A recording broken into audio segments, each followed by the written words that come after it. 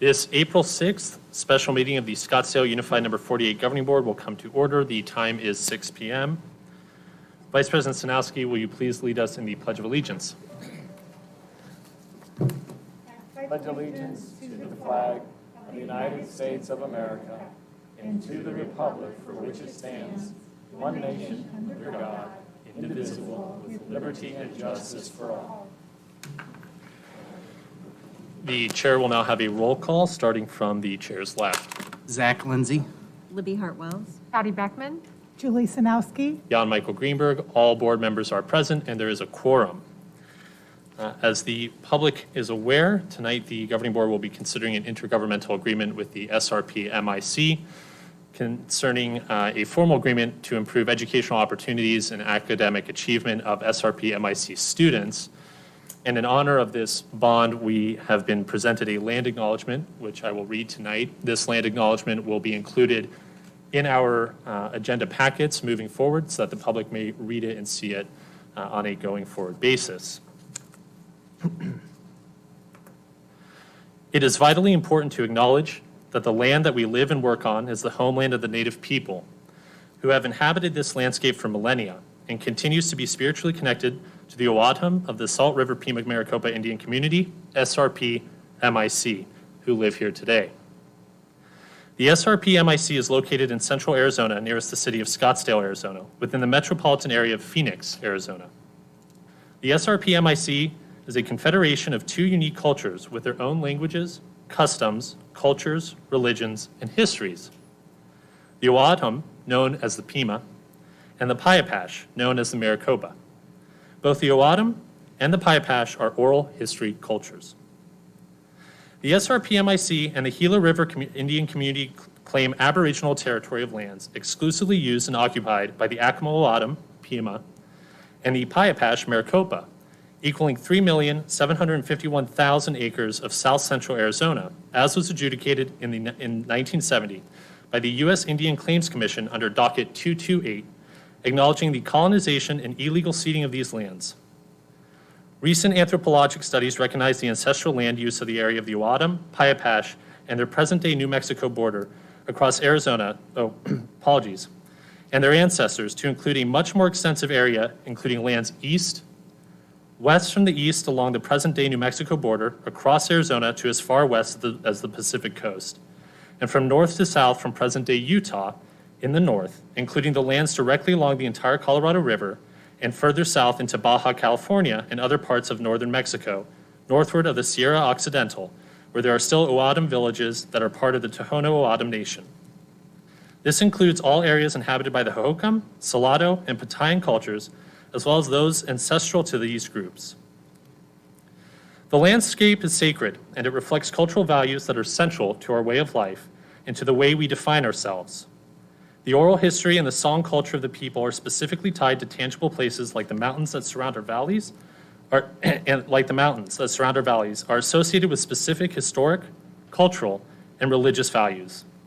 Those places are tangible reminders to our people about our shared attitudes, goals, and practices that characterize who we are, where we belong, and how we relate to each other in the past, continuing today and into the future. Our oral histories use places to remind them what happened in a geographic region during a specific period of time. Our song culture used the same processes to describe and direct sacred pilgrimages across the Southwest. Our ancestors did not conceive of a time when human beings could destroy or own the landscape. They didn't think it was possible, and more so, our ancestors never foresaw a time when any human being would ever want to do that, because the destruction would obliterate our links to our ancestors. Thank you for this land acknowledgement, and as I noted, this will be included in our agendas moving forward. The board will now move to item 2E, approval of agenda. Are there any amendments to the agenda as presented? The chair moves to approve the agenda as presented. Is there a second? Vice President Sanowski seconds. Is there any further debate? All in favor of approval of the agenda as presented, say aye. Aye. Aye. The motion carries 5-0, and the agenda is approved. The board will now turn to Agenda item 3, student and staff recognitions and celebrations. Dr. Menzel. Good evening, President Greenberg, Vice President Sanowski, and governing board members. It's somewhat unusual for us to hold celebrations at the first board meeting of the month. We're doing so today because some of the date-bound events that would be horribly late if recognized in 2 weeks are important to call forward today. And I'd also like to add that we have a lot of good things going on at Scottsdale Unified that are worth celebrating. And I don't know why we would limit ourselves just to one time a month to celebrate those good things. To start us off, tomorrow is Paraprofessionals Day.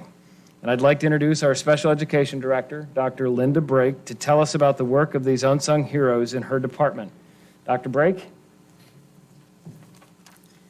Good evening, President Greenberg, Vice President Sanowski, governing board members, Dr. Menzel and Gladys. I thank you for this opportunity to recognize a facet of the special education department that we simply could not do our jobs without, that being the role of our paraeducators. We so appreciate and value the work that they provide to our students. The special education department in SUSD employs the largest amount of paraeducators within our district, and this year we have right at about 200. They are working both at Seoul, at EDL at Echo Canyon, and of course with our students who chose to return to in-person learning. Our paraeducators support students in ways that without them, our special education classrooms and teachers couldn't nearly run as smoothly as they do. While we strive for independence in each of our individual students, we realize that their many challenges require them to need some additional adult support along their journey, and that's the role that our paraeducators provide to those students. I know that during your school visits, you have seen them supporting students in all aspects of their school day. You might have seen them feeding a student, helping them with their personal hygiene tasks, reteaching critical academic content, facilitating appropriate behaviors, wiping a nose, or just encouraging them to give it one more try when they want to give up. And yes, this year, our paraeducators did all of those tasks in an environment where people were promoting physically distancing. We realized that we had to hold true to the SUSD core value of keeping our students centered in all that we do. So there is no way that a teacher could do their jobs and provide to a student everything that they need without our paraeducators helping us along our way. Their value is far above that of gold to us, and we appreciate their daily work and their commitment towards meeting those students' needs. So we as a special education department would like to thank you for taking tonight to value and honor the work that they do, and their work should really be a huge source of pride to each of you for the role that they play in supporting our families with students of special needs. And finally, I'd like to introduce to you the 2021 president of the Scottsdale Support Professional Association, who represents all of the support professionals employed within our district, Ms. Carrie Blaker. Thank you.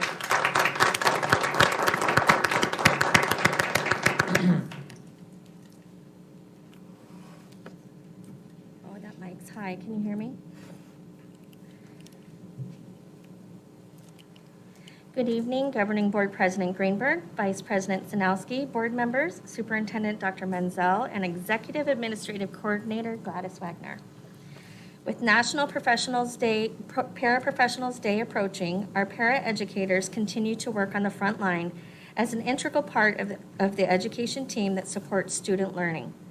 Long before the pandemic, they have been partnering with the resident teachers to provide the safe space needed in and out of the classroom, along with assisting the students with the individualized educational care and support that has been called upon them.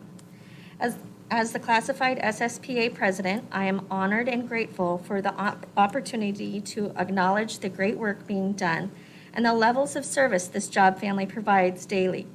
As I meet each of them, I can honestly see that they have embraced their calling with an unwavering dedication and patience. Please help us extend a heartfelt thank you to all of our fellow paras out there. You are valued and deeply appreciated. Scottsdale Support Professionals Association would like to thank all para-education support professionals for the commitment they have made to the students, the parents, and the SUSD family. Because of you all, we are better together. And I would like to introduce two of them that we were able to round up for tonight. So this is Rebecca Porter from Cherokee, and this is Susan Wall from Desert Canyon. Thank you.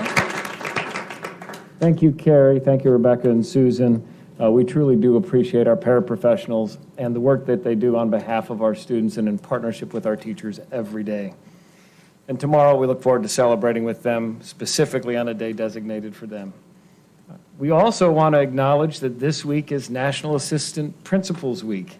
Assistant principals provide the often invisible support that helps hold schools together. APs are appreciated every day, but we get this special week to recognize them too. Here to help us with that are outstanding duo of assistant superintendents, Dr. Sakos and Dr. Hagiga. Thank you, Dr. Menzel. Good evening. President Greenberg, Vice President Sanowski, governing board members, and Ms. Wagner. If you read the job description for an assistant principal, in part, you will see that there's a requirement that a master's degree, along with increasing levels of responsibilities and leadership experience. An assistant principal supports and assists the principal with maintaining the school's overall operation. An assistant principal facilitates communication among school personnel, students, and parents for the purpose of evaluating situations, solving problems, and resolving conflicts. An assistant principal evaluates certified and classified personnel, manages academic assessments of learners, serves as the school's testing coordinator, and manages and is accountable for the site's instructional materials. Here's what an assistant principal's job description does not say, and Dr. Hagigat will help with that. Good evening. What a great opportunity to come and celebrate our assistant principals. Part of what wasn't included in the formal description is they help serve lunch, they dry tears, they help turn discipline into teachable moments, they referee games, they are professional learning community experts, they fill out at the crosswalk or bus duty, whatever that may be. They make sure that every single student has the opportunity to grow, be the best they can be, and have what they need to be successful. They are parents themselves. They are student-centered and always do what is best for kids. They have dedicated, committed professionals who make their school and communities stronger. So during this National Assistant Principal Week, we want to thank our 42 assistant principals of our 29 schools for their outstanding contribution every day, and they are the fabric and strength of our organization and to the Scottsdale Unified School District as a whole. Please join me. They're not here in person, but I know that many are in the cloud. Please join me in showing our gratitude to our professionals, our assistant principals that put it all out there every day. Thank you to all our assistant principals. Thank you, Dr. Hagigat and Dr. Sakos. We truly do appreciate our assistant principals. Sometimes their job is thankless, but it's very important. This is also National Library Week, and so we don't want to miss this opportunity to express our appreciation for the library staff at our schools. This has been an unusual year for them to be able to operate and support library because it hasn't happened in a traditional sense. But they've been exercised extraordinary creativity and support for our students at a time when sometimes the libraries weren't able to be open at all. And we know that it's taken all that they have to be able to provide those learning opportunities in a different way. We appreciate what they do as they've navigated the pandemic, and we want to extend our appreciation to them as well. And if you can join me in a round of applause. And last but not least, tonight you've noticed that we have a fantastic display of artwork from around the district. In a year of fluctuation, SUSD's visual arts classrooms have continued to provide the incredible art education in which we as a district take great pride. The displays behind you and in front of us here at the board table are just a small token of the incredible artwork being created both in our in-person and virtual classrooms. Each of the schools has contributed an example of what is happening in their classrooms this year. In no small measure, they are the result of the inventiveness and creativity of our art educators, who this year have managed students being unable to share supplies, getting supplies to EDL students who are learning from home, using new classroom technologies to support lessons for all students, facilitating the growth of students' creativity, and teaching resilience through art in what have been troubling times for all of us, but especially for our students. It's truly gratifying to see our students expressing themselves in such creative and positive ways. Yesterday, Dr. Hartwells and I had a chance to go through the IB art exhibit at Desert Mountain High School. And again, just amazing work by our students, reflecting both vulnerability and creativity in ways that really exemplify the best of Scottsdale. I want to thank our students for sharing their fantastic work with us, and I also want to give a special thanks to Fine Arts Coordinator Michelle Irvin for being our art museum curator, and we're looking forward to more displays over the course of every year as we celebrate the work of our students.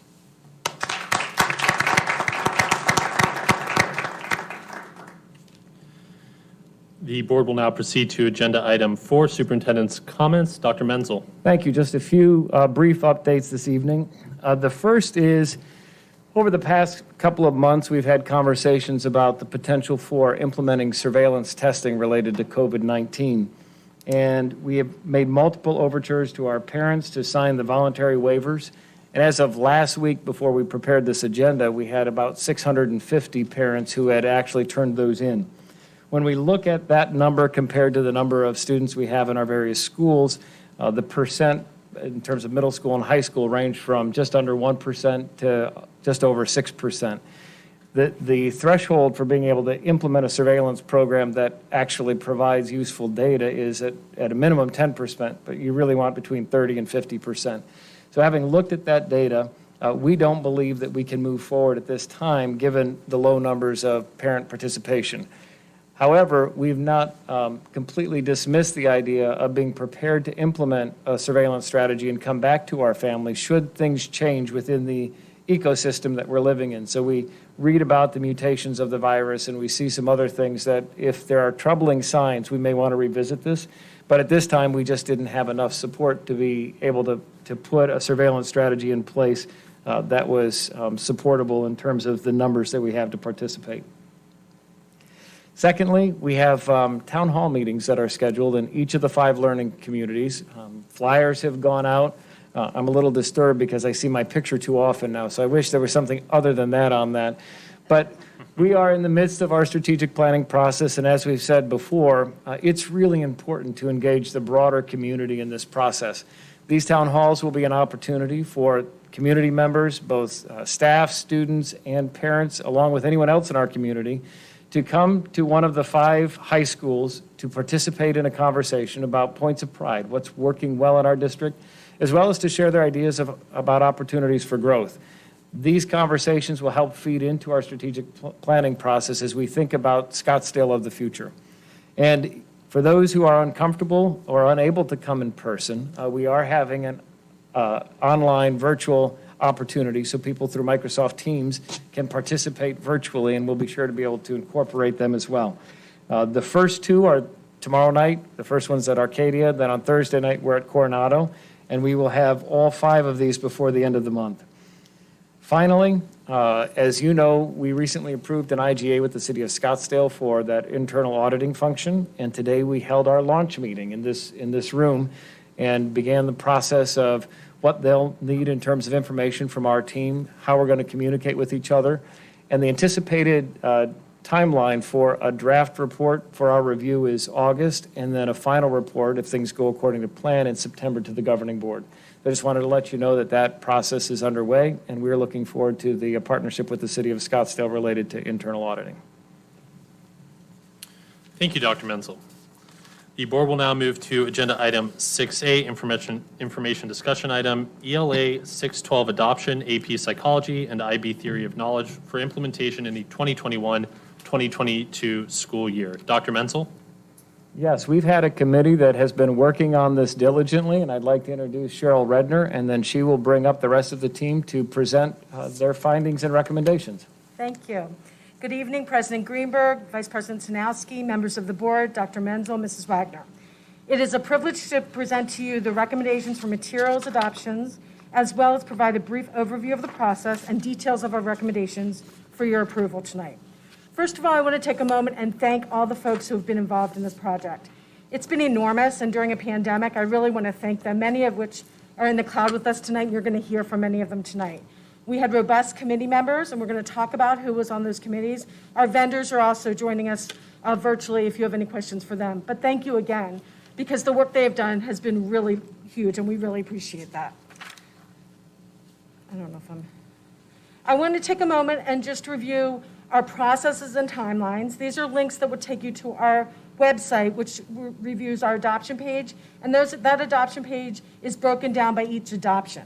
These are live links so that you can look at them, but also you need to know that those are updated. Not only do we have the timeline in there, we keep our agendas in there, notes from the meetings, any information that we want to share so that we're completely transparent with our information. We're speaking to our stakeholders and our community.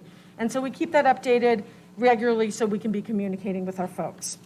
With that, I'm going to turn this over to Dr. Tim Fountain, who is our Director of Professional Development. He's going to briefly discuss the process that we had in place for these materials adoptions. Hi, good evening.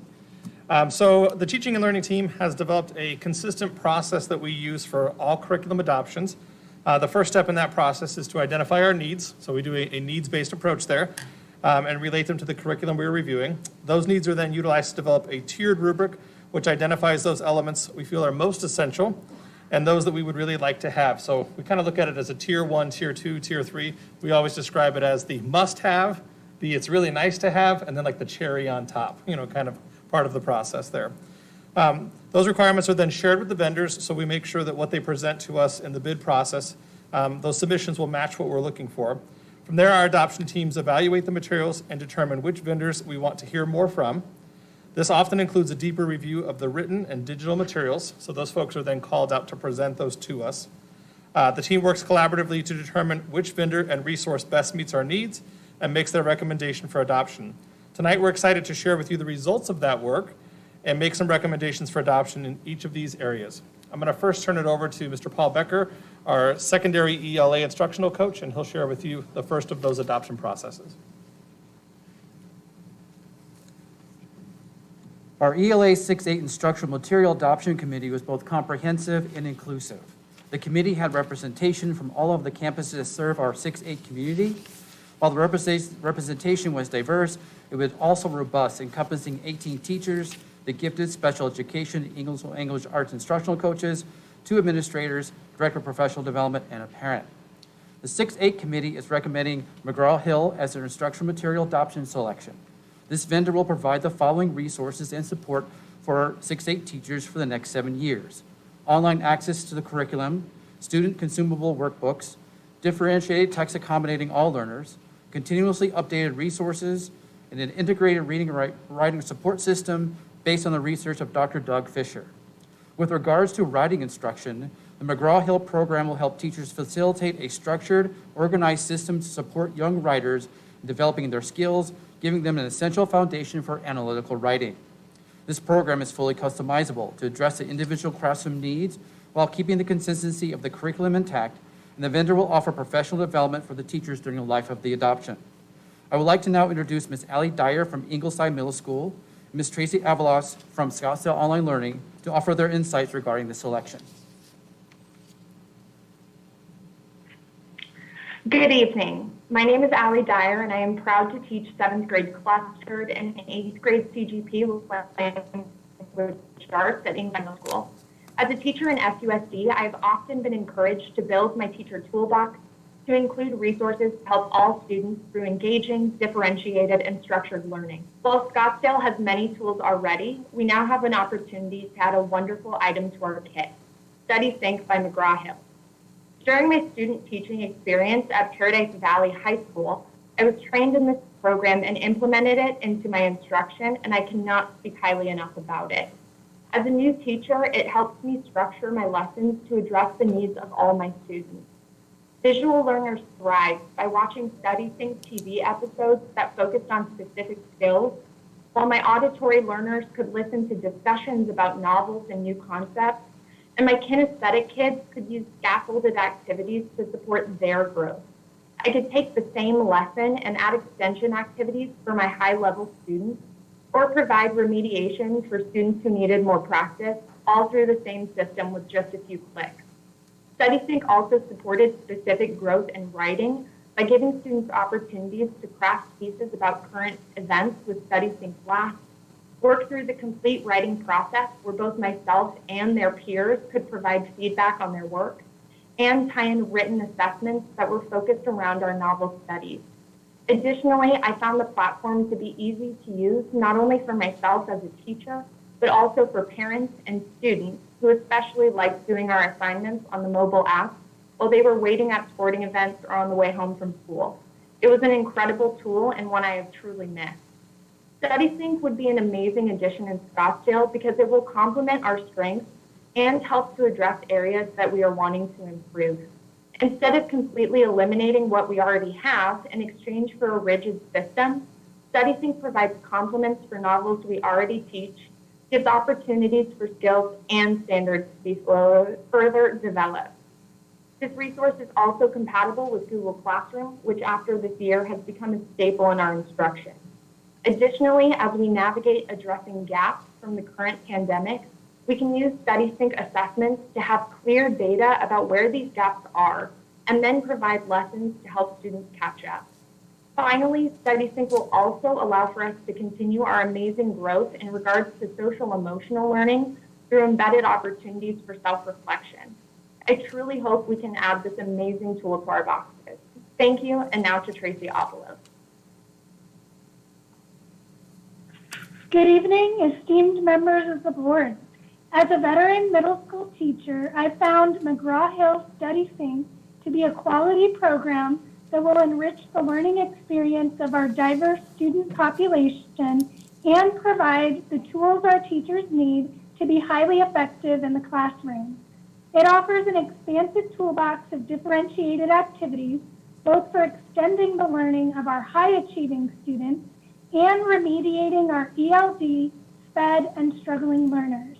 It provides leveled material to meet our students where they are and push them to grow as learners and critical thinkers. The resources allow teachers to easily build lessons tailored to every student. It is continuously updated to provide relevant, engaging, and current content. A vast library of novels, including over 50 titles published since the year 2000, allow teachers to pair classics with contemporary text to bridge universal themes. Additionally, new content is added daily, ensuring lessons will be relevant for years to come. For example, a blast featuring Amanda Gorman's poem was added days after the presidential inauguration, allowing students to connect immediately with this momentous event. In addition, the program offers phenomenal writing instruction with ample opportunities for peer review and collaboration. As teachers, we know the best way to learn something is to be immersed. Through the provided workshop, students write to a common core prompt, then evaluate their peers using standards-based rubrics similar to those on district and state tests. Digital tools, such as sentence frames, prepare students with scaffolding for in-person discussion or remote work. Students grow as collaborators while becoming familiar with rubrics and building their own writing skills. On the board of the Arizona English Teachers Association, we partnered with the ADA concerning teacher retention. I've seen firsthand how self-constructing quality lessons daily, often for multiple preps, is taxing on beginning and experienced teachers alike. While they are highly capable of creating lessons from scratch, this resource would provide relief and allow time for differentiation. Additionally, it would benefit PLCs focusing on student learning gaps after this most tumultuous year. Thank you for your consideration of this program. I'll now pass it back to Paul Becker. Thank you, Tracy. Our ELA 912 Instructional Material Adoption Committee was formed similarly to grade 6-8. Members of this committee represented all the high schools that serve our 912 community. On this committee, we had 15 teachers, gifted special education and English language arts instructional coaches, 2 assistant principals, and the director of professional development. The 912 committee is recommending SAVIS as their instructional material adoption selection. This vendor will provide the following resources and support for high school teachers for the next 7 years: online access to the curriculum, student consumable workbooks, differentiated text accommodating all learners, continuously updated resources, an integrated reading and write support system. SAVIS supports a contextualized approach to writing instruction where the mechanics of writing is embedded within the curriculum, giving teachers the flexibility to coach individual students, small groups, or the whole class. This program is also customizable to address individual classroom needs while staying consistent with the curriculum's focus. SAVIS will also provide professional development for the life of the adoption. I would like to now introduce Ms. Tammy Holmberg from Saguaro High, Ms. Angela Pantaleon from Chaparral High, to offer their insights regarding this program. Good evening. Again, my name is Tammy Holmberg. I teach English 3 and AP Language Composition at Saguaro. Before I list the reasons this textbook is the best choice for our district, it is important to note that I helped pilot this textbook in Kansas several years ago and have been using the My Perspective textbook in my English 3 classroom this semester. While there are many reasons why this textbook stands out from the crowd of others the committee reviewed, I just wanted to provide a few highlights. The first is that the units are thematic. This allows for cross-curricular instruction and also provides relevance to the students' lives with themes such as facing our fears and the power of protest and change. Each unit includes whole class, small group, and independent learning opportunities. As you know, writing is an essential element that really needs more attention. Each unit is embedded with a performance-based writing assessment, and additional writing standards are found at the end of each text. This means teachers have the ability to have students write on a routine basis. It also has a hard copy and a digital platform. This allows for ample opportunities for differentiation to meet the needs of all learners, and the teacher textbook incorporates specific strategies to use with English language learners and others who may struggle with parts of the text. It also ensures that students can access both the digital textbook and supplemental materials wherever they are. The digital platform also has a multitude of potential scaffolding activities for teachers to assign. Finally, the textbook design and layout saves teachers planning time. This time can be spent on other extremely important tasks. It also relieves teacher stress and reduces teacher burnout, including new teacher stress, but also gives some flexibility for veteran teachers to add a little bit more spice to their classroom. Overall, this textbook has the potential to give teachers time to plan more efficiently and effectively while also increasing our rigor in the classroom. Now I'm going to pass it over to Angela Pantaleon.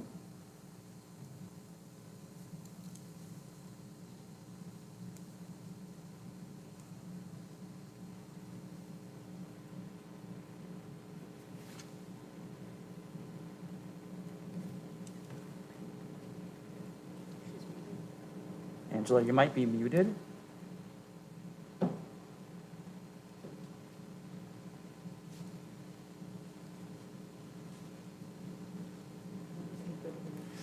So we'll go ahead and go to the next part of our presentation to deal with advanced placement, language, and literature. So due to their specific needs, the advanced placement teachers were a subcommittee of the main adoption committee. This committee, composed of 3 AP literature teachers and 5 AP language teachers, evaluated vendors for both instructional programs. The committee is recommending that Perfection Learning be adopted for AP language. Perfection Learning will support AP language instruction by providing 7 years of online access along with a consumable book. The program of instruction is based on the recent College Board redesign of the framework for the class. Teacher practitioners of AP language designed the textbook to support student success in reading and writing so that all students can be prepared for the end-of-course examination that occurs annually in May. Professional learning will provide professional development to ensure that teachers will be successful with using their program. I would like to now introduce to you Dr. Joe Marquette from Coronado High School to provide her insights.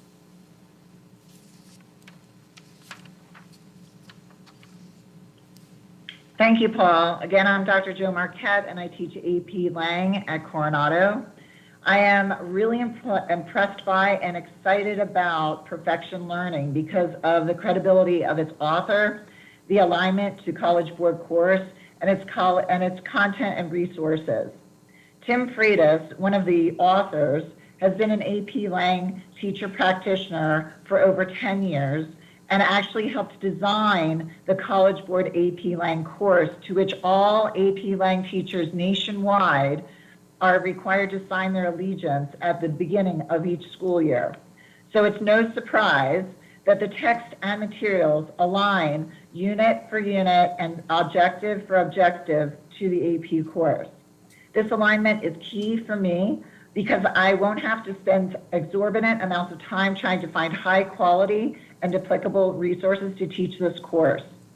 As far as content and materials, all students will get an ebook as well as interactive component, which will allow me to teach from any platform. And I won't have to spend time photocopying and scanning materials for my virtual students.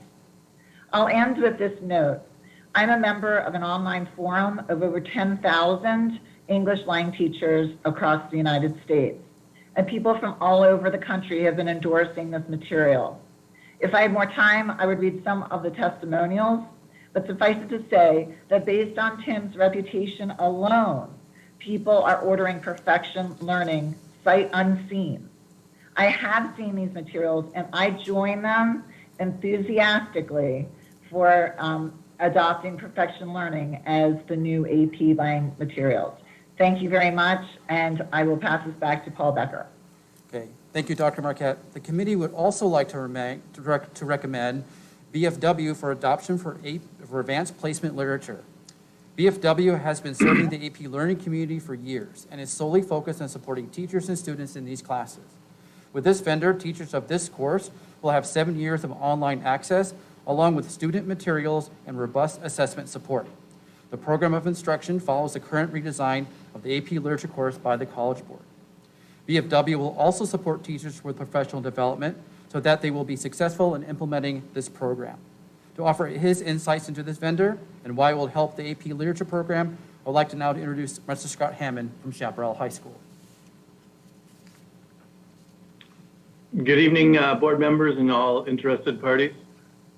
We are looking at the Bedford, Freeman, and Worth textbook for the AP Literature program across the district. I'm at Chaparral High School and been in the AP program for a good amount of time. Let's just put it that way.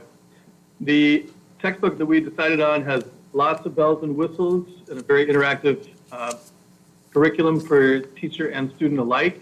It's integrated with the College Board curriculum, which is steering us towards the test that all students will take at the end of the year.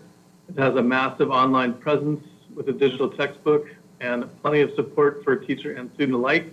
It also has a test generating component, which is great for all the practice we do with multiple choice samples and free response questions.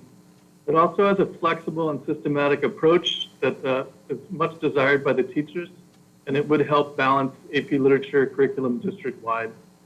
That's short and sweet and the whole of it, and I'm going to pass you now on to Steve Williamson, our district social studies guru. Thank you. Our AP Psychology Instructional Materials Adoption Committee was comprehensive and inclusive, but smaller in scope than ELA. The committee had representation from all of the high school campuses, including a high school site administrator, a parent, a special education and gifted director, as well as teaching and learning. The AP Psychology Committee is recommending BFW updated Myers Psychology for AP for adoption. The vendor will be providing the following resources and support for the AP Psychology teachers over the next 7 years. teachers' editions and digital ancillary resources for each teacher, a class set of 35 copies per teacher of the textbook, student digital access to the textbook, as well as teachers would receive a set of 30 test prep books called A Strive for Five. And the vendor will offer professional development and support during the adoption cycle. Now I'd like to have one of our teachers on the committee, Darcie Bradley from Arcadia High School, talk about why the committee selected the BFW Updated Myers Psychology for AP Text. Darcie?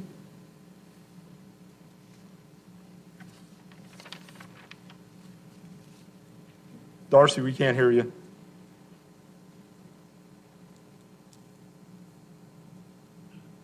Okay, good evening, board members. Thank you, Stephen. Again, my name is Darcie Bradley, and I teach economics and AP psychology at Arcadia High School. I've had the pleasure of teaching Scottsdale Unified School District students for 20 years. As an active member of the AP psychology community in Arizona, I attend workshops and in-services regularly, and the Myers textbook is always among the first mentioned to be adopted for the AP psychology course at the high school level. The Myers book also scored at the top of both Tier 1 and Tier 2 of the adoption evaluation rubrics for SUSD. The Myers curriculum package aligns perfectly with the new 9-unit organization of the course, which was introduced in 2019. It also includes content and resources evaluated by Joe Swope and Nancy Fenton, to just name two of them, who are also among the teachers providing videos for the College Board's AP Psychology YouTube channel. For both veteran and first-year teachers alike, the Myers curriculum package will offer an abundance of resources so that they can teach our psychology students, including but not limited to AP exam tips, practice free response questions, 5-option multiple choice practice questions, PsychSim 5, and videos throughout each module. I think that this adoption is a great opportunity for all SUSD students to strive for a 5 in AP psychology. Thank you. Okay, so as you can hear, Now our I'm curriculum. back to Cheryl Bredner. Thank you. I just jumped in. So as you can hear, our curriculum coaches and teachers have been busy. And that you can hear their enthusiasm. They are so excited about these recommendations. So thank you again for taking the time to listen. Keep in mind, these are 5 adoptions, so we appreciate your time. We worked with the vendors to get our price points, so we've shared that with you again tonight. Again, the professional development is part of that 7-year program. The students will get class sets of textbooks as well as virtual online learning opportunities for every one of the adoptions. Once this is approved, we start the magic of really training our teachers and starting to get them preloaded for next year so they're prepared to teach. And that happens through our professional development time and our teacher work time. So once we get that in place, we're ready to start, and teachers are really ready to hit the ground running. With that, I know you've listened to a lot of information. I'd like to open it up to any questions or comments. Do any board members have questions or comments? Board Member Hart-Wells. I want to thank everyone for their effort. This is a big lift, very impressive and exciting. And I have one question, though, with respect to the AP language. What was not on the slide, and maybe it's included, it just wasn't expressly stated like it was on a few of the other slides, and that is access to the test bank and questions and answers and explanation as to how an answer would be graded in the way that it would be graded. I just didn't see it on the slide. Okay. Is that something that's part of the AP language, the Perfection Learning Suite? I'm going to defer to Mr. Becker, and then we also have the vendor in the Perfect, cloud. thank you. The short answer is yes. There is support regarding the assessments, both multiple choice and with writing. And there's rubrics included to allow the teachers to facilitate how they're grading of the practices that match the College Board expectations. So students that take and go through this program will have the experiences necessary to be successful with that particular test at the end of the course in May. Okay, thank you. One more question, sorry, and that is the price. So we spoke that the bond allocated approximately $3 million for this component, and the all-in is approximately 1.9. And could you just remind us what the recommendation in terms of the delta, what to do with the delta? I think we talked about that briefly. Shannon can help me with the allocation. That's going to come out of our district additional assistance fund, which has a balance of $3 million that we put. I'll let her do this. She'll do a better job of explaining it. Okay. So for this current school year, we had budgeted $3 million for textbook adoptions. That's all in our district additional assistance. And so the funds, knowing that we were going to be doing this year, were allocated for that in this year's current budget for it. If something doesn't get spent where we don't get all the books in by June 30th, I don't think that's anticipated. We will have all the books in by June 30th, okay. And then we hope to roll it over to next year's adoption. I'd like to keep it in that account to do that. Yeah, so there'll be funds again for next year, since we know each year we do textbooks and adoptions. So the recommendation is to carry the difference of what's not spent this year. That's my recommendation. That's your recommendation. We can do that. And if I could jump in, we're looking at a K-5 ELA adoption, and that is one of the most expensive adoptions. Because we have so much digital material with class sets, we've been saving some money on that, but we understand that the younger learners need more materials in their hands. So this will be money that we will use next year. Okay, thank you. Vice President Sanowski. I want to thank those of you that answered all of our questions. I know the governing board had a lot of questions, but that was because we wanted to know and be accountable for this great expense. Job well done during a very challenging time. I liked, and something that wasn't mentioned that in looking through the materials that I really liked was with the McGraw-Hill, they provide that mobile companion app to StudySync. So kids can do all of this on their phone or tablet wherever they are. I know there was kind of a mention of that, but I think that was really neat of bringing it to the kids, something that they're interested in. You think they'd be tired of using their devices right now, but I think that's going to continue to be their interest. I also, with the McGraw-Hill, I wanted to just mention that I liked the online access, the fully customizable platform, that it was flexible, it was inclusive of current events.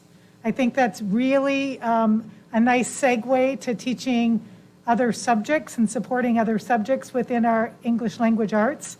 The ease of use and through the navigation process. I also like that it was compatible with our Google Classroom that teachers are already implementing and utilizing. And I liked and I listened for that it allowed for collection of individual data results. So it's not just a group, but it's an individual. So as was mentioned, a teacher could remediate, they could also enrich using the same device. That was stellar. So thank you for doing such a good job with bringing forth this whole package during this challenging time. I appreciate it. Thank you. And our curriculum coaches really did the lift on this, but I keep telling them we're in the home stretch, but the next piece of the professional development and continuous support is really the lift. We've been through this a couple cycles together, and it's the lift because we want to make sure our teachers have not just the professional development support at the beginning of the year, but throughout the year, and that we're responsive to their needs. We'll take on the new teachers during new teacher orientation and then continue that professional development. So huge shout out to our coaches, and they'll continue to be working hard to support our teachers. Excellent. One more thing. Yes. I also I was listening for what were those opportunities for teachers to become familiar with the materials and embed the materials through a phase in through the first year to full implementation. But so there's a blending process. But I wanted to make sure that we're committed to not expecting teachers to do this on their own time, that it's part of their professional expectation and part of their professional day and professional development opportunities through early release, that this is what's going to be a commitment for those teachers. So that was something that I was impressed with as well. We have those 5 days before school starts that we have, Dr. Fountain has worked with the committee to recommend which days, and he has days slotted out specifically for this. and then the professional development days throughout the year as well. Good, thank And you. then the coaches are on campuses, they've started much more now, and so they're supporting teachers in real time as well, so absolutely. Board Member Lindsay. Just wanted to say thank you to the teaching and learning team and all the committee members for all the time you spent on this. And also, sound like a broken record, but thanks to the teaching and learning team for answering all of our questions. Very insightful, seeing how detailed the process was and everything that goes into it. So thank you. Board Member Beckman. Just kind of stemming from that or jumping off of that, I think most of us touched on the point also when looking at the committee makeup that we really appreciate when people volunteer to be on these committees. It's difficult to get parents and whatnot to jump in and be a part of these, and we really appreciate when they do because we want to get their perspective. And so thank you, just like Board Member Lindsay said and all of us said, and we appreciate that committee's work. We know it was a lot. Yeah, and doing it all online, because it was entirely virtual this year, obviously. So that's tricky, right, to get that input. But it's sort of interesting to listen to different perspectives. Parents have a different perspective than a teacher, than a principal. So it's good work to have those people around the table or on the camera. So thank you for acknowledging that. Are there any further questions or comments? Dr. Menzel, do you have any questions or comments? Two very quick ones. First, on the agenda, we have listed the IB theory of knowledge for implementation. However, that was not presented tonight. That will be presented for a first read at a future board meeting. The second point, as has been mentioned in previous board meetings, and I will mention it here because I believe this is one of the first times we've done it as a new board, but the board conducted a 2x2x1 meetings with the curriculum team to go over this presentation and ask questions beforehand. So the limited number of questions tonight is a result of that work, and we really appreciate everyone's time for making that a possibility. Are there any final questions or comments? Thank you very much. Thank you. The Governing Board will now move to Agenda Item 5B, first read of proposed revisions to Governing Board Policy BEDB agenda. Dr. Menzel? Thank you, President Greenberg. Jennifer McLennan, our internal counsel for now, but outside counsel normally, is here to answer questions. As you know, we have a policy committee that has reviewed these 4 policies that are being brought forward for a first reading this evening, and she'll be presenting the policy changes themselves and available to answer any questions. Thank you, Dr. Menzel, Governing Board President Greenberg, Ms. Sanowski, members of the board, cabinet, and Ms. Wagner. Thanks to all of you for the work that the policy committee has done this past few months since I've been a part of the SUSD community. We've been meeting and working hard. We've had at least 2.5-hour meetings regarding these policies that we're presenting to you for a first read tonight. So the first of them is Governing Board Policy BEDB. This is an existing policy regarding your agenda. The proposed change to this policy would remove the excuse me, let me make sure that we get the black line version up here, would remove language that would allow calls to the public to occur on one time during the agenda. So it would remove the language that would allow for that to occur only on one time, not twice. So, and right here I've shown the strikeout language. So that's and this is presented for a first read. Board members can ask any questions, make any suggested changes that they'd like to regarding this policy, and then it'll be brought back for a second read for the board and a vote at your subsequent board meeting in April. Are there any questions or comments about these revisions? Dr. Menzel, do you have any questions or comments? I do not, thank you. Thank you. The Governing Board will now move to Agenda Item 5C, first read of proposed adoption of Governing Board Policy GCCA, Professional Support Staff Sick Leave. Thank you, board members. This is a new policy for the district. It is one that's been recommended by ASBA. The purpose of the policy is to address a law that the district is already in compliance with. That law is called the Healthy Families Act. It's Prop 206 is what the law was known as when it was enacted. And Governing Board Policy GCCA, as proposed, would allow the district to have a policy that defines what it already is doing in terms of compliance with that, with the earned paid sick time portion of that statute. I'm happy to answer any questions regarding that issue. This would cover the use of earned paid sick time by all district employees. Are there any questions or comments about new policy GCCA?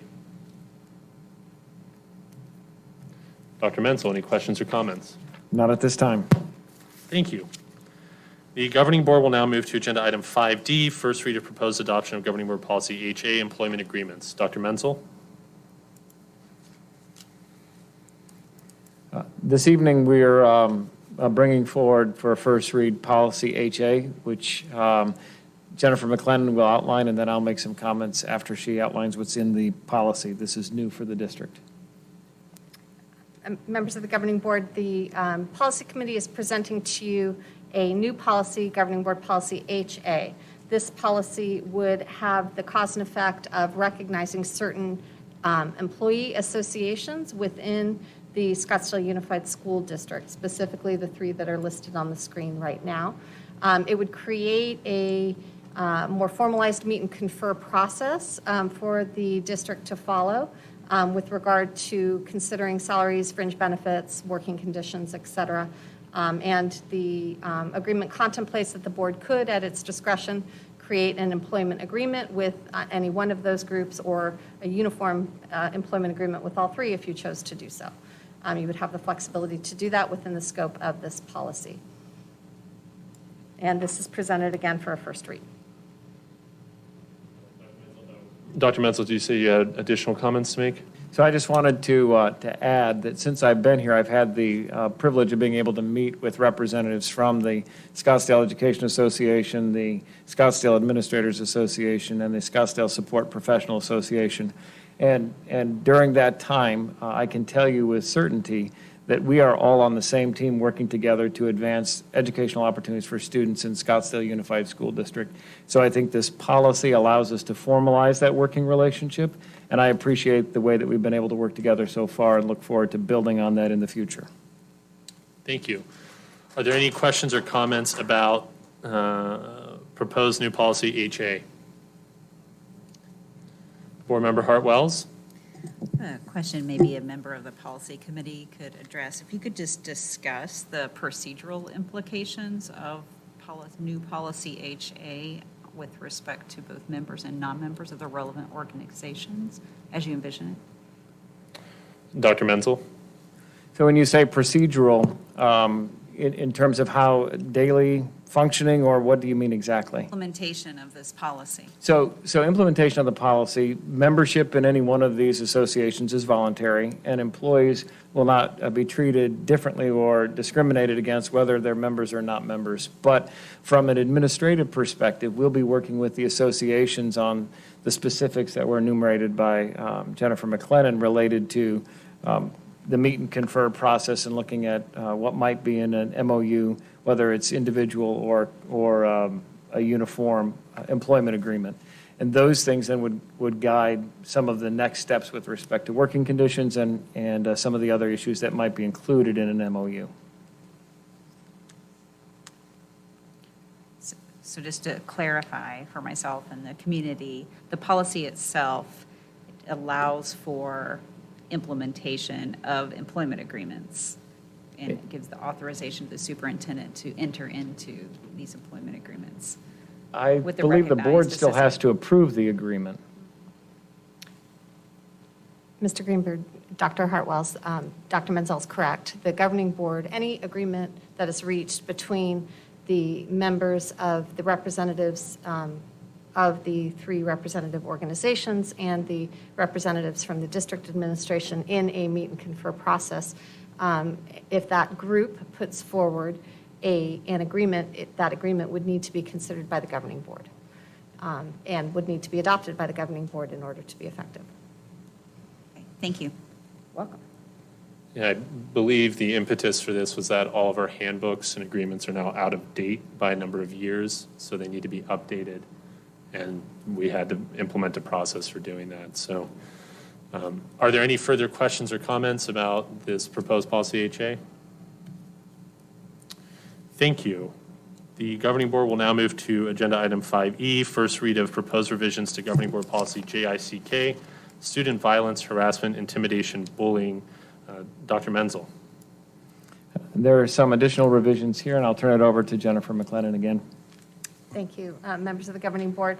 The Policy Committee is proposing revisions to existing policy Governing Board Policy JICK regarding bullying, harassment, and intimidation. This is a policy that is required under state law. The policy changes that are proposed do not change your requirements under state law. They just make some clarifications with those. In addition, the Policy Committee has recommended an exhibit and a regulation to go along with the Governing Board policy. Those items are presented to the Governing Board as information only because the board only acts on board policy.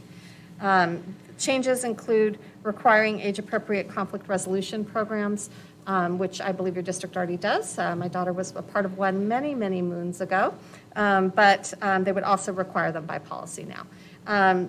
The policy would also require building administration to document all investigations and would align the language of the protected categories to Governing Board Policy AC. And I'm happy to review slowly, if you want to follow the screen, the changes that are marked in underline and that are struck out. Are there any questions or comments about the revisions to Policy JICK?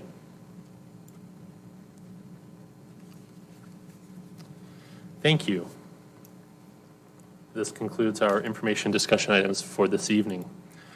The Governing Board will now move to Agenda Item 6, Consent Agenda. The Chair moves to approve the consent agenda as presented. Is there a second? Vice President Sinowski seconds. Is there any debate?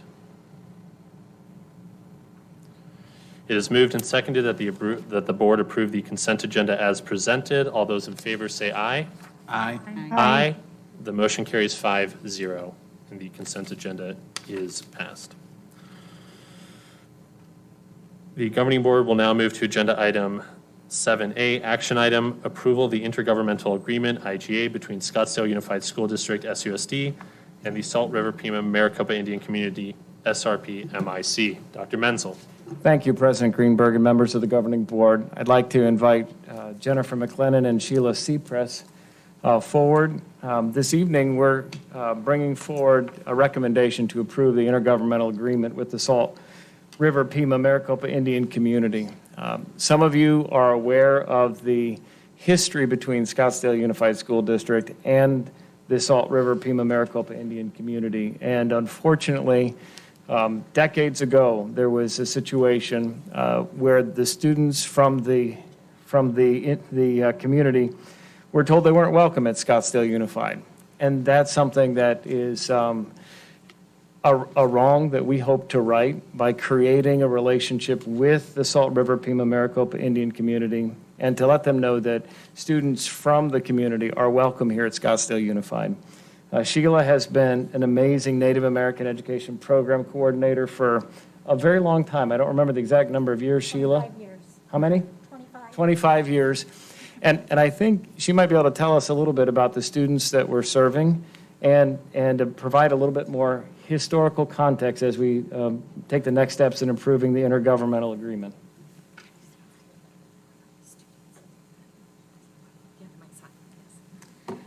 Well, good evening. Kind of not really prepared for all this. I haven't been to a board meeting in many moons. Basically, with our Salt River community, they did lose one of their schools.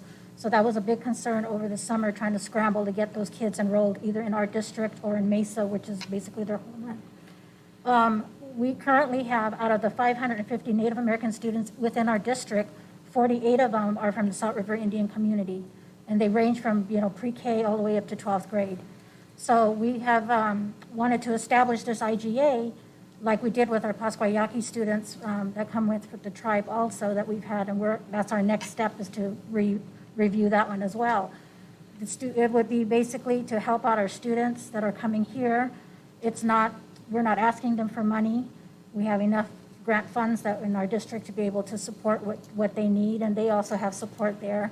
But we have been working on this because we would like to see the kids succeed, help them graduate, and so far they are progressing.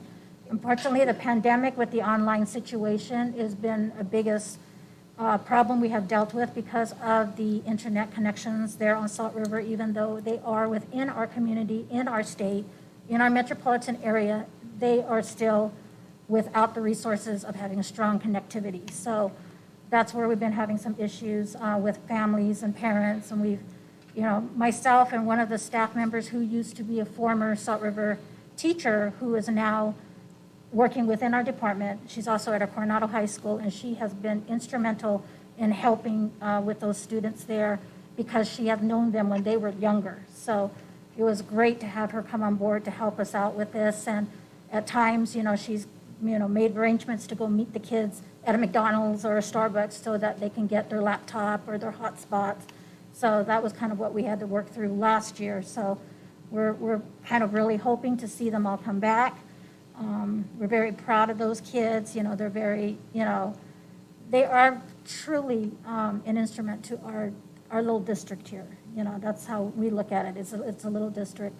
We have so many variety of Native American students. We have Choctaw, Cherokee, Mohawk. We have from all over the country. So we are very fortunate that with our program, we like to enforce education, have these kids graduate. We're not so much worried about them not graduating, but that's our main goal, to get them going to college. We've had several kids going in dual enrollment, so we'd like to continue that. Welcome those kids back because, like Dr. Menzel said about the bad history, I was first told about the history when I came on board from a community member, a very well respected Scottsdale resident who, she passed many years ago, but she gave me the first in-depth of what's happening, who the families were.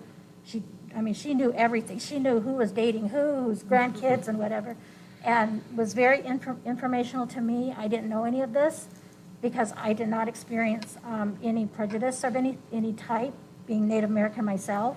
I didn't know anything about the cultures of what happens when you're Native American until I went to college at ASU, and that's when my eyes kind of opened up. I was like, wow, I was very fortunate where I grew up. I grew up in a mining town. I grew up in Globe, basically 2 hours east of here.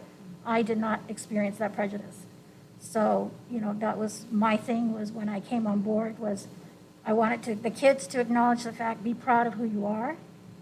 You're going to be something. You're going to go off to college. Don't worry about what everybody says. Don't take that into consideration, but I want you to succeed. I want you to prove something. And that's what we've been doing all this time. So we've been pretty fortunate. And when Salt River kind of came to us about what we could do, and to kind of heal this, and I've grown to meet many people there with their culture, and it's been fascinating. And then my uncle is also a member of the tribe, so I've learned growing up what it's all about. So we're just kind of hoping that this will help, help out the kids, get them more resources. And Salt River has been on board, so we've been great. And the one thing I do want to acknowledge that I talked to Dr. Menzel about is our former superintendent, Dr. Creekard, was the first person that we got on board with this. And unfortunately, the pandemic kind of messed that all up. And I am so happy that Dr. Menzel stepped in and met with a couple of the ladies and was very, really wanted to put forward this. So, and I'd like to thank you. And if, you take this into consideration, it will be a great step in showing some sort of olive branch. So, thank you. Thank you, Sheila. Are there any questions or comments? Board Member Beckman. Sheila? Yes. I don't usually speak for the board, but I will, I think, at this time and say we're pretty proud of the diversity that we have in Scottsdale Unified, and we thank you for coming out. I know these board meetings aren't the most exciting, but I would like it if you could bring yourself to attend maybe once a year or something and step up to that podium and tell us what we can do better or how it's going, et cetera, because hearing from you is quite valuable. So thank you for coming tonight. Oh, thank you. Well. Are there any further questions or comments? Dr. Menzel? I think Jennifer is going to speak about some of the specific provisions in the IGA. Thank you, Dr. Menzel, Mr. Greenberg, members of the governing board. It appears to me that Scottsdale Unified has been supporting the community and its students for a while. Clearly, Sheila and her team are doing that on a daily basis. This IGA merely formalizes some of those requirements. So the proposed IGA would require the district and members of the Salt River Pima Maricopa Indian community to meet on an annual basis to create a written plan for each of those students. And the written plan would be for the purpose of addressing the truancy, retention, dropout prevention, and the academic achievement that Sheila and the educators who work with these students are already addressing. There are a few proposed changes that I'd like to make on the dais to the proposed IGA. One, they're minor in nature. One is the removal of the choice of law provision. The second is a capitalization issue with respect to paragraph D in the last section. And the final change is to have Dr. Menzel sign the agreement as the executive officer appointed by the governing board. And so with those amendments, I would propose that the governing board entertain a motion to approve this IGA as amended. Are there any questions or comments about the IGA or the IGA as amended? Dr. Menzel? Well, I will second Board Member Beckman's comments. Diversity is an integral part of our district, and anything, of course, to support our students, which is our job, should be at the top of our minds at all times. But it is an added benefit to to heal old wounds, rebuild bridges, and build some new ones. So I hope to see more activities in the future on how we can achieve that. And special thanks to Dr. Creekard and the prior administration, as well as the current one, for starting this process and then following through on it. So thank you. The chair moves to approve action item 7A, approval of the intergovernmental agreement, IGA, between Scottsdale Unified School District, SUSD, and the Salt River Pima Maricopa Indian Community, SRP MIC, as amended. Is there a second? Second. Board Member Beckman seconds. It is moved and seconded that the governing board approve the intergovernmental agreement between Scottsdale Unified School District and the Salt River Pima Maricopa Indian Community as amended. Is there any further debate or discussion? All those in favor say aye. Aye. Aye. The motion carries 5-0.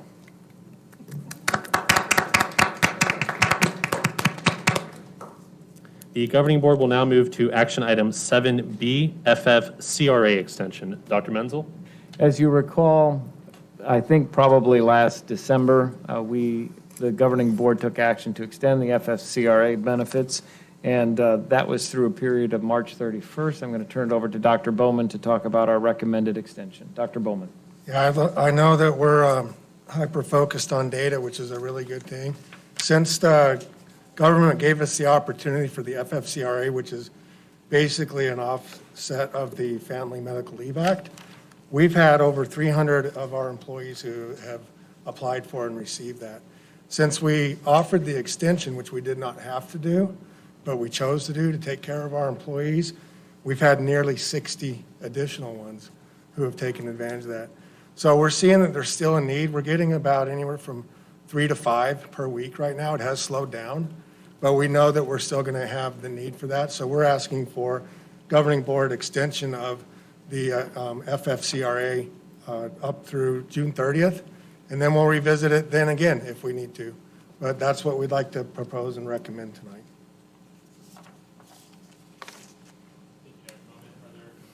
Are there any questions or comments about the FF-CRA extension? Vice President Sanowski.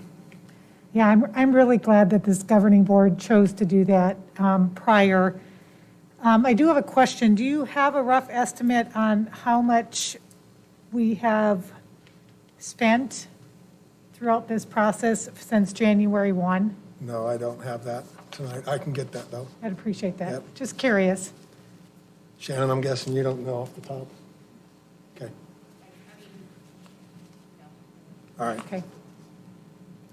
Are there any further questions or comments? Dr. Menzel? I would urge the governing board to approve. The only comment I have is that the use of the FFCRA and the need for it demonstrates why it's important. We don't want, even in non-COVID times, we do not want employees or students coming to our schools when they aren't feeling well, aren't at their best, because it impacts education, it impacts, most importantly, their health and safety. And I think the FFCRA extension is a wonderful benefit to that end, and I wish we could have it all the time, frankly. Is there any further debate or discussion? The chair moves to approve action item 7B, FFCRA extension as presented. Is there a second? Vice President Sanowski seconds. It is moved and seconded that the board approve action item 7B, FFCRA extension. All those in favor say aye. Aye. Aye. The motion carries 5-0. The governing board will now move to agenda item 7C, action to suspend governing board policies GCO and GDO for the 2020-2021 school year and to distribute performance-based pay equally to all eligible teachers prorated for part-time status. Dr. Menzel. Thank you, President Greenberg and members of the governing board. Recently, the governor signed Senate Bill 65. What? 65. 1165. Again, make sure I got it right. Into law, and I'm going to ask Dr. Bowman and Ms. McLennan to talk about the recommendations in terms of the implications of that statute for suspending these policies. So first, I'd like to turn it over to Jennifer McLennan to talk about the details of the law itself, and then we'll talk about our recommendation. Thank you, Dr. Bowman, members of the governing board, Dr. Menzel, members of cabinet. The Senate Bill 1165 was enacted as an emergency measure by the governor. It's Chapter 68 of the legislative session. And what it does is it gives governing boards the authority, but not the requirement, to waive evaluation processes for two categories of employees, specifically certificated teachers and the administrative staff, so that you can do that if you choose to do that. It also recognizes that the governing board may alter the pay for performance portion of Prop 301 or classroom site funds. It gives the authority to the board to do that. So again, not required, but an optional action, and it's in recognition of the difficulties posed during the COVID-19 pandemic. If the board chooses to waive the policies for this past school year, it would not preclude any member of your administration from giving informal feedback to any staff member who requires that support. So I'm happy to answer any questions regarding the Senate bill if you'd like. Are there any questions or comments about the proposed suspension to policies GCO and GDO for the current school year? Vice President Sanowski. To be clear, that means that the pay for performance funds will be equally distributed amongst employees. Is that correct? Yes. Mr. Greenberg, Ms. Sanowski, that's correct among eligible employees. So not all employees of the district are eligible, unfortunately, for Prop 301 funds. And also prorated per their FTE. Sure. Do we know when those distribution dates are set? Yeah, we talked about that. It looks like it would be in the first part of July when I met with Shannon Crozier. So it'd be the first part of July and it'd be full payment. Thank you. Board Member Beckman. The full in first part of July, or did we used to split that up in two payments? In this case, the plan would be for all. Okay, wanted to make clear. All right, thanks.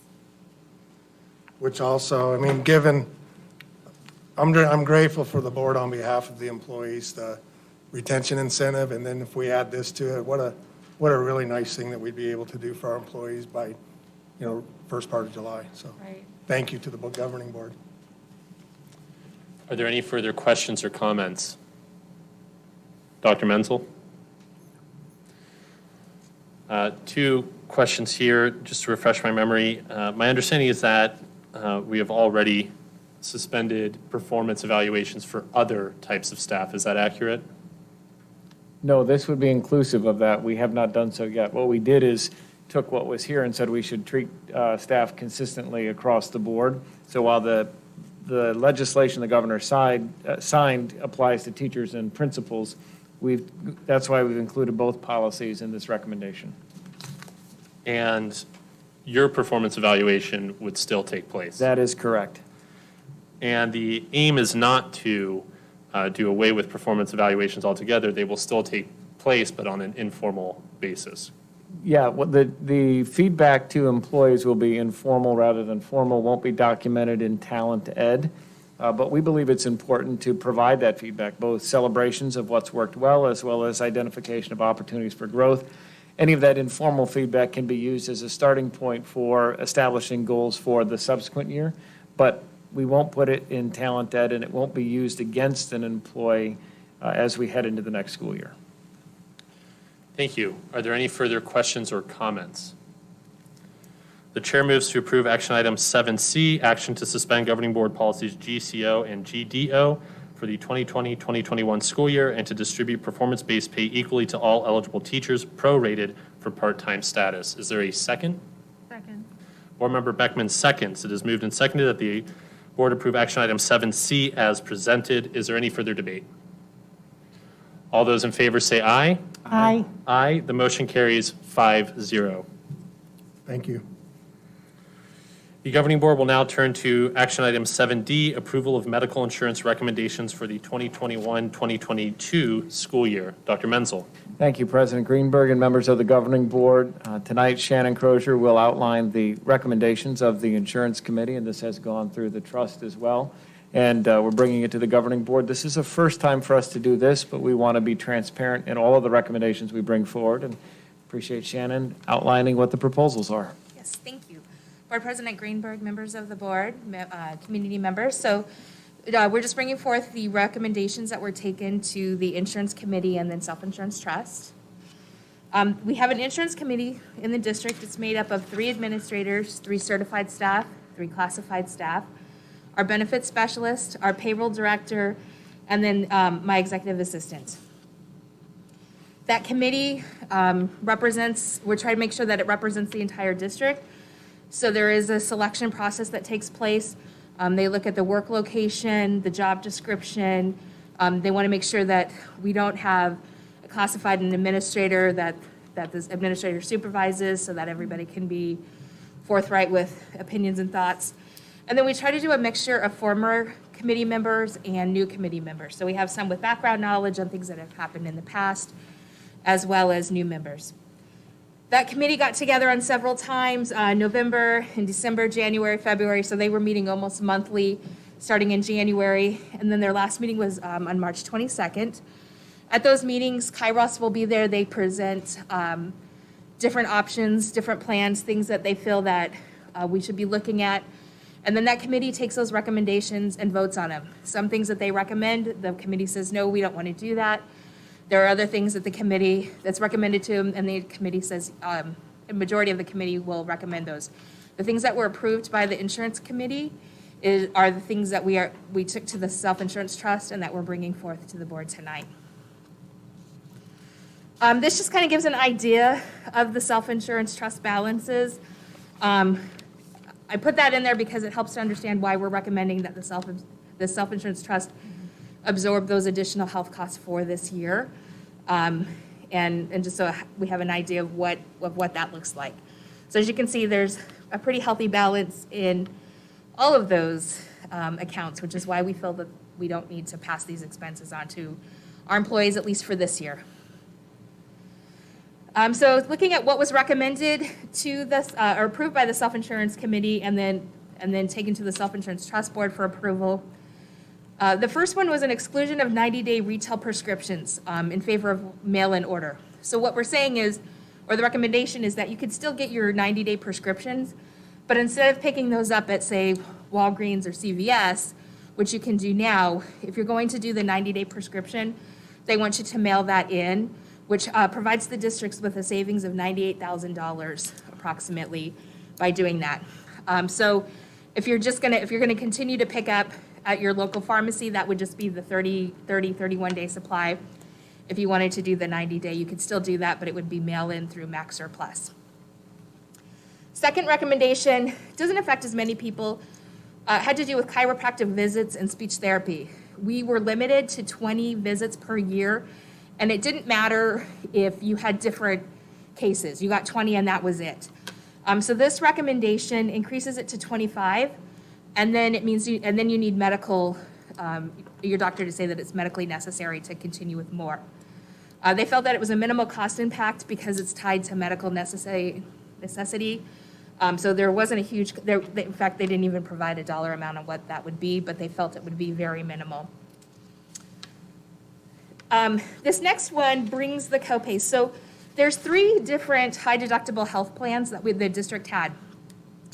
On two of them, the $2,700 and the $5,000 plan, if you were picking up a prescription for, say, high blood pressure, you had to pay your copay for that prescription.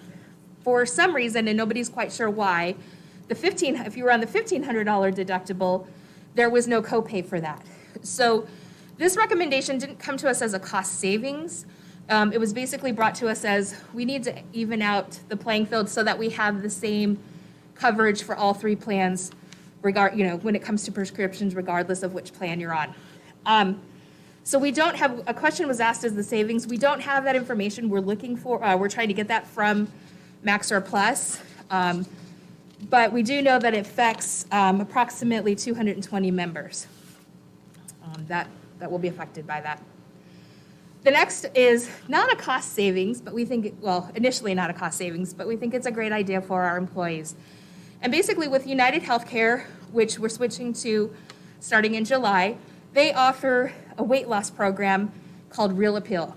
And the nice thing about this program is it has virtual coaches, so they'll help employees with coming up with a diet plan, what a meal plan should look like, and then allows them to have a virtual coach to help them through that progress.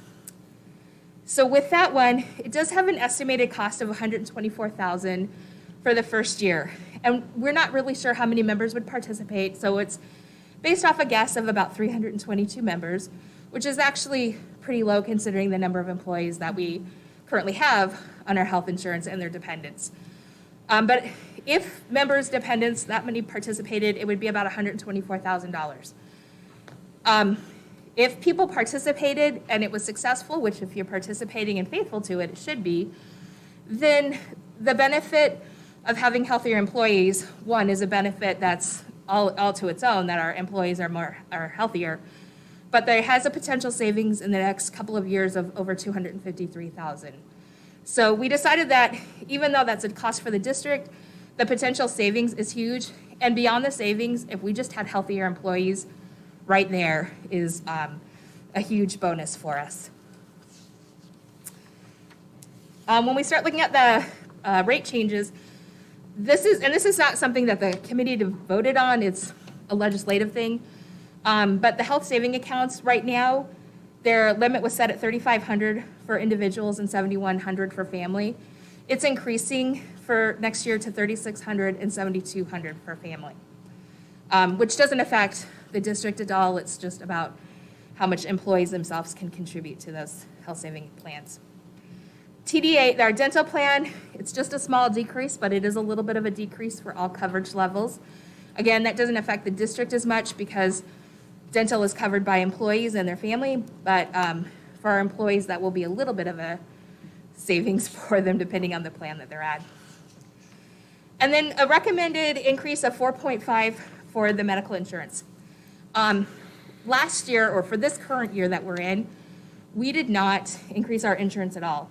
Kairos recommended a certain dollar amount. We'd been doing quite well, and so we opted not to increase insurance at all. So we didn't increase it with our employees, but we also weren't increasing what we contribute. Because of that, we feel that 4.5 is within range of what is common that people are seeing with an increase. But the other part of it is we don't want to get into next year and have them say, well, you didn't do an increase this year, you didn't do an increase last year, now we need to increase you, 8 or 9 or 10% or more. The other part of that is because we are a self-insurance trust fund, if we contribute more to Kairos, that money gets invested with them. If there's an excess amount, at the end of next school year, we can say, okay, we contributed $1 million more than what we needed to. We'd like that sent back to us, and we'll receive a check back to us. So by increasing it, yes, we might pay them more, the thought being that prices have gone up with insurance. But if we do increase what we pay to them and it's not needed, then we can get that money back. Like I said, the last increase was in 2019, 2020. We are recommending that the self-insurance board or self-insurance trust absorb all the costs so that there's no rate increase to employees.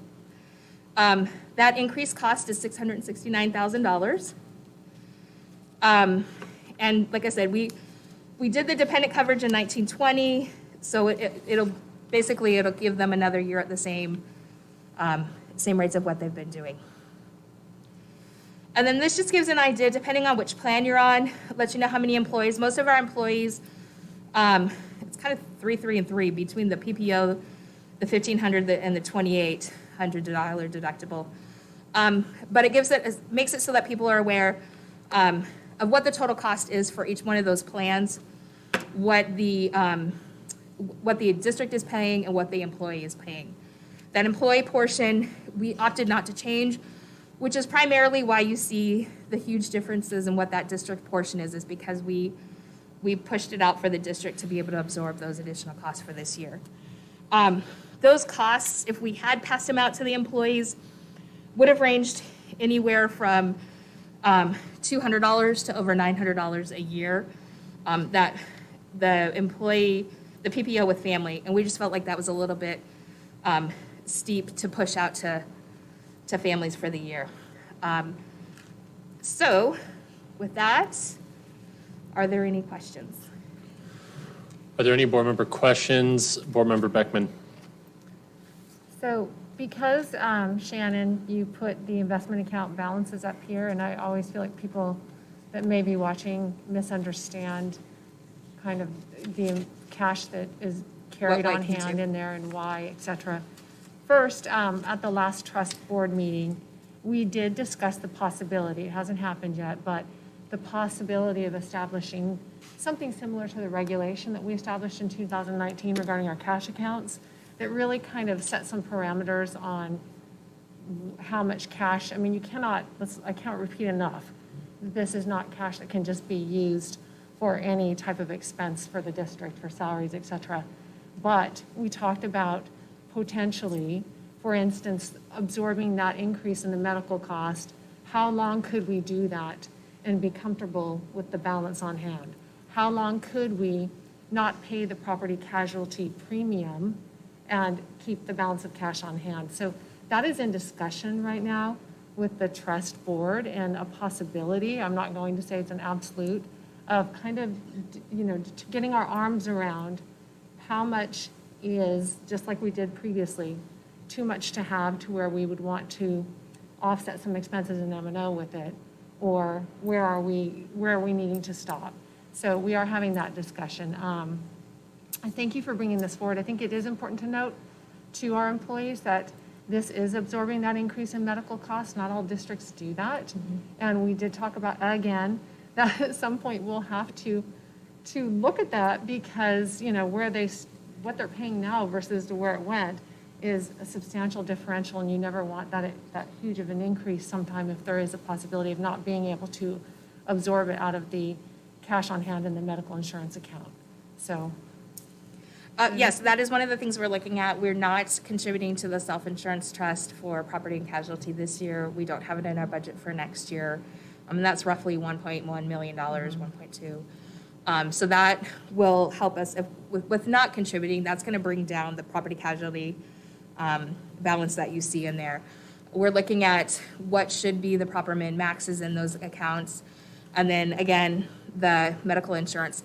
The one thing we don't want to do, and we talked about this at the self-insurance meeting, is continue to pay those increases out of the self-insurance trust and then at some point have to say to employees, this is now going to cost you, hundreds of dollars more per year, which could, when you divide that out of, say, 19 paychecks, that can be quite detrimental to somebody who's only making, $13, $14 an hour. Mm-hmm. Anybody, actually, that can be detrimental, too. So we want to look at how we can bring those balances down, but also I don't want to get to a point where we've absorbed them long enough that it's then really hard for a family or an employee to be able to get medical insurance and pay that cost because we've pass that cost on to them where they haven't seen it. So we'll look at how we can juggle that to see what the appropriate balance. It just felt with COVID this year, this wasn't the right year to pass the expense on to people. Are there any further board member questions or comments? Dr. Menzel? Oh, you know what I did forget to add, I was going to throw in there, is that open enrollment is going to be April 26th through May 14th for all of our employees. And we will have two, and the information will go out, but we will have two Zoom meetings for information meetings for staff on April 13th and April 16th. And we'll make sure that media goes out for staff, but that'll be recorded and posted on the website. So if employees have questions about open enrollment or the different, changing from Blue Cross Blue Shield to United, that there'll be staff there that can help answer questions, or they can go back and watch a recorded Zoom to get those questions answered. Well, I would just like to thank the SUSD Trust Board, Board Member Beckman, and the rest of the trust, as well as the committee that was formed to review this. And I know that there's a lot more work to be done that you guys are undertaking. And so if anything that the board can help with, any resources that are needed, please just bring that to us, and we'd be happy to discuss. The chair moves to approve action item 7D, approval of medical insurance recommendations for the 2021-2022 school year. Are there any, is there a second? Second. Board Member Beckman seconds. It is moved and seconded that the board approve action item 7D as presented. Are there any further, is there any further debate or discussion? All those in favor say aye. Aye. Aye. The motion carries 5-0. Before we move on to agenda item 8, which is an executive session and that is closed to the public, I did want to note that our April 20th, 2021 meeting will be held at Coronado High School. We've confirmed with Principal Palatucci that that is a possibility. So we will be meeting there at 6 p.m. The board will now move to agenda item 8A. The governing board may recess into executive session pursuant to ARS section 38431. .03A3 and A4 to receive legal advice from and provide direction to the attorney for the public body regarding a potential lease with Phoenix Rising at 6801 East Oak Street. The chair moves to move to executive session. Is there a second? Second. Board Member Beckman seconds. It is moved and seconded that the board convene in executive session pursuant to 8A on the agenda. Is there any debate or discussion? All those in favor say aye. Aye. Aye. Aye. The motion carries 5-0. The board will convene in executive session.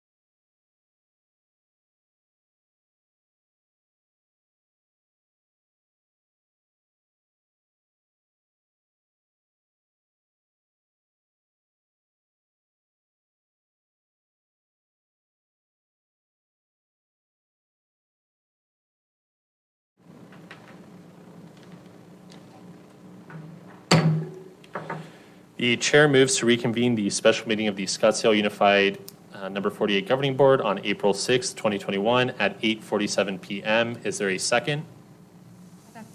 Vice President Sanowski seconds. It is moved and seconded that the board reconvene this special meeting of the Scottsdale Unified number 48 Governing Board.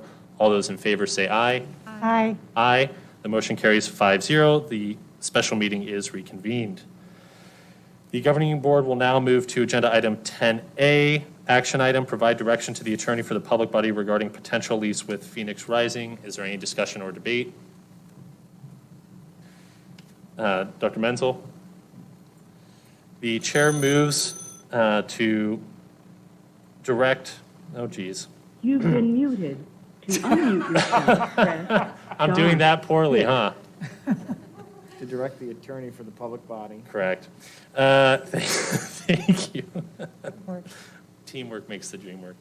The chair moves to direct the attorneys for the public body to move forward with the lease negotiations with Phoenix Rising as discussed in executive session. Is there a second to the motion? Second. Vice President Sanowski seconds. It is moved and directed that we move forward with the lease negotiations and to direct our attorneys to continue those negotiations as discussed in executive session. Any further debate or discussion? All in favor say aye. Aye. Aye. The motion carries 5-0. The chair moves to adjourn this special meeting of the Scottsdale Unified Number 48 Governing Board at 8:48 p.m. Is there a second? Second.